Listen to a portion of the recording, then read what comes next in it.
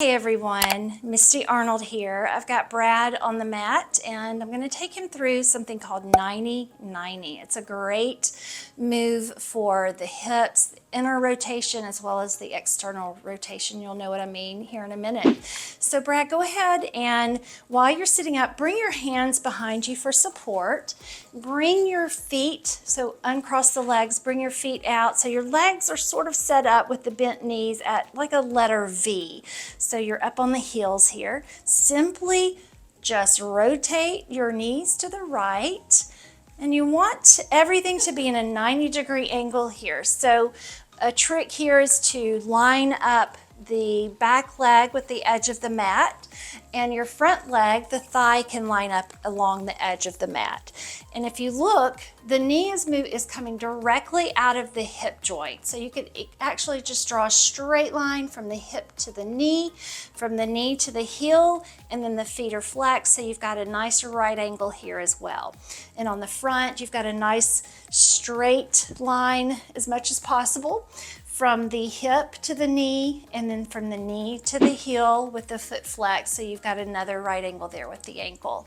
So once you're here in this position, this internal rotation of the hip may make you feel like you're pulling backwards and to the right a little bit, and that is normal, that's fine.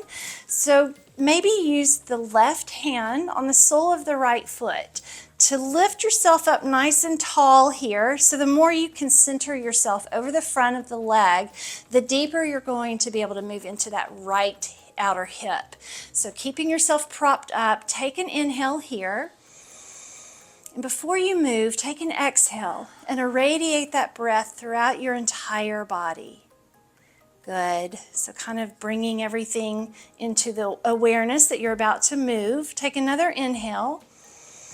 And as you exhale, lifting the chest, nice long spine, come up over. Imagine you're bringing the belly button beyond that front leg. So you're going to bring yourself up and over the front of your body, over that leg in front, moving down as far as you can. It may be too much to come all the way down to begin with. You could use a block or stack your fist one on top of each other to prop the forehead on.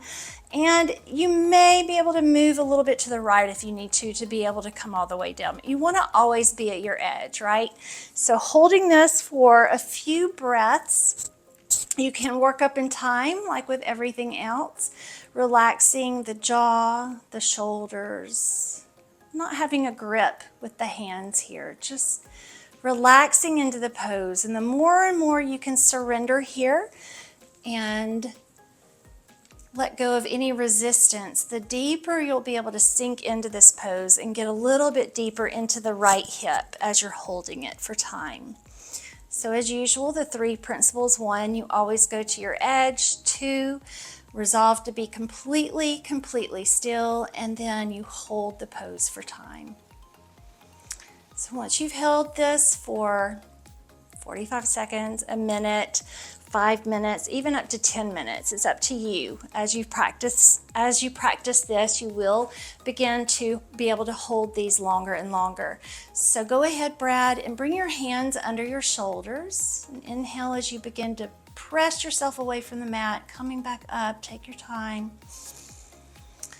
And now once you're up, you can simply go ahead and you can either bring the arms out in front of you and clasp the hands together, or you can bring the hands behind your hips again for support. Good. And just simply begin by lifting the knees off the mat, both at the same time here, just rotating over. I'm going to come behind you and bring the legs all the way around to the other side. Same setup, just flipping it.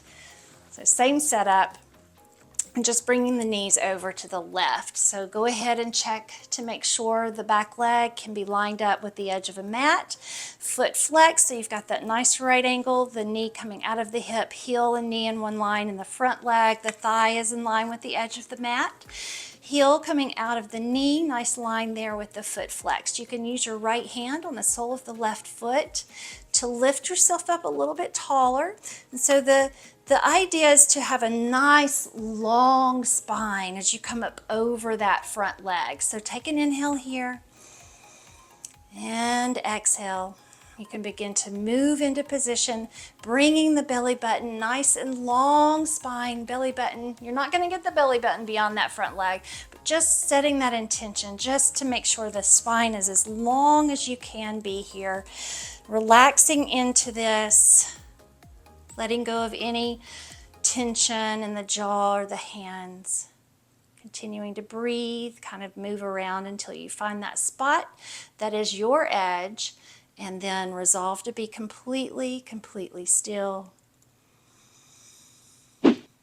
So now that you've held this for a little bit of time, however long is right for you, and then maybe a little bit longer, go ahead and bring the hands under the shoulders and slowly begin to press yourself up away from the mat. Good. Take your time.